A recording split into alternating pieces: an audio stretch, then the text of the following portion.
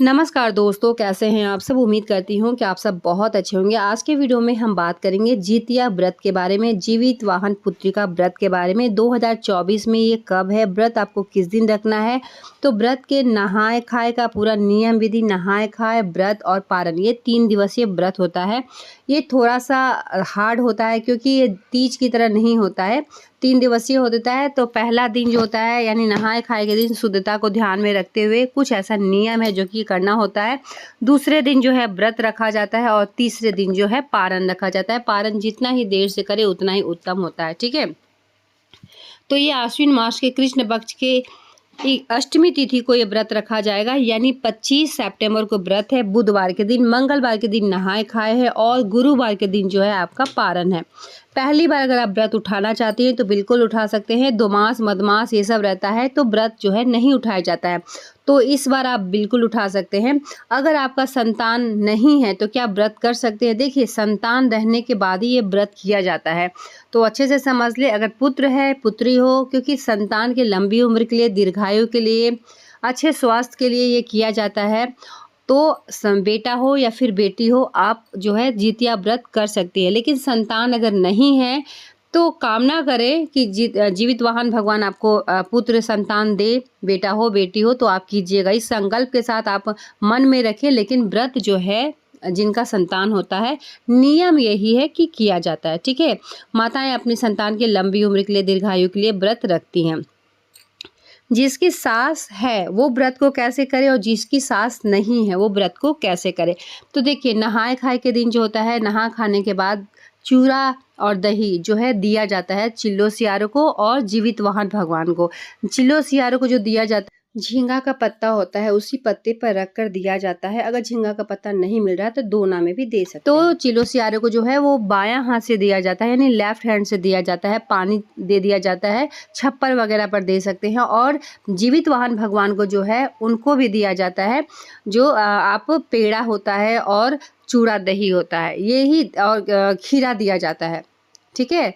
तो ये जो है प्रसाद के रूप में होता है और ये दिया जाता है जीवित वाहन भगवान को। और ये जो है प्रसाद थोड़ी देर के बाद आप उठा लिया जाता है आपका, और घर में जितने भी सदस्य हैं वो, क्योंकि ये प्रसाद के तौर पे आप खा सकते हैं। तो हमारे घर में ये नियम है। और उसके बाद से शाम के समय जो है पकवान बनाया जाता है, और पकवान में छोटी छोटी जो है मीठी पूरी, जैसे कि ठेकुआ पुआ जैसा छोटा छोटा होता है, जो कि जब आप सरगी खाने उठती हैं तो चिल्लो सियारों को भी दिया जाता है और जीवित वाहन भगवान को भी दिया जाता है। नियम वही है कि चिल्लो सियारों को जो है बायां हाथ से दिया जाता है और जीवित वाहन भगवान को जो है अच्छे से दाहिने हाथ से दिया भी जाता है और पानी भी दिया जाता है। जब आप नहाए खाए करते हैं तो दातून पानी भी दिया जाता है, ये हमारे घर का नियम है। दातून पानी चिल्लो सियारों को भी दिया जाता है और जीवित वाहन भगवान को भी दिया जाता है, ठीक है। यानी आधा स्नान करती हैं तभी आपको जो है जीवित वाहन भगवान को दिया जाता है।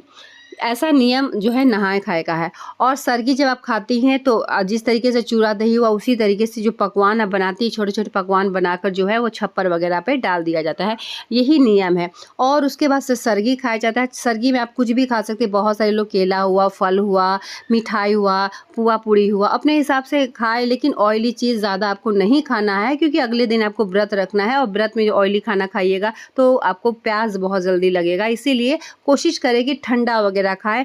और जैसे डाब का पानी, डाब मंगवा ले, डाब का पानी पी सकती हैं, ग्लूकोन-डी पी सकती हैं। अगर सर में दर्द होता है तो कोई दवा, मेडिसिन, चाय, ये सब आप ले सकते हैं। अपने हिसाब से आप देख लें सरगी खाने का नियम क्या है और सरगी कब खाया जाता है, वो हर चीज़ के बारे में मैं चैनल पर वीडियो डालते रहती हूँ, ठीक है। और अगले दिन जो है आपको व्रत रखना है 25 तारीख को। 24 को जो है आपको नियम कर लेना है नहाए खाए का, और 25 को जो है आपको व्रत रखना है। व्रत के समय ध्यान रखना है कि मुख में, यानी ब्रश भी नहीं किया जाता है।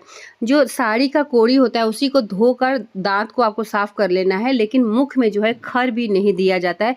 इसीलिए इस व्रत को खर ज्योतिया के नाम से भी जाना जाता है।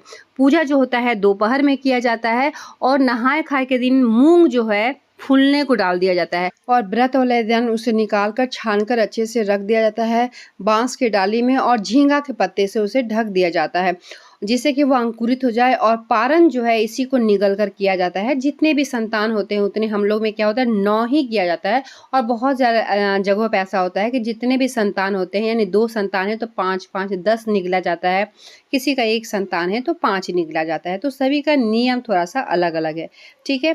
तो इसी तरीके से किया जाता है और बहुत से ऐसे तमाम ऐसे सवाल है, बहुत ऐसे महत्वपूर्ण बातें हैं जो कि आपको जानना बहुत ज़्यादा ज़रूरी है। तो जितिया व्रत से संबंधित कोई भी सवाल होगा तो नीचे कमेंट बॉक्स में ज़रूर बताएँ। चलिए मिलते हैं एक नए वीडियो के साथ, तब तक के लिए धन्यवाद।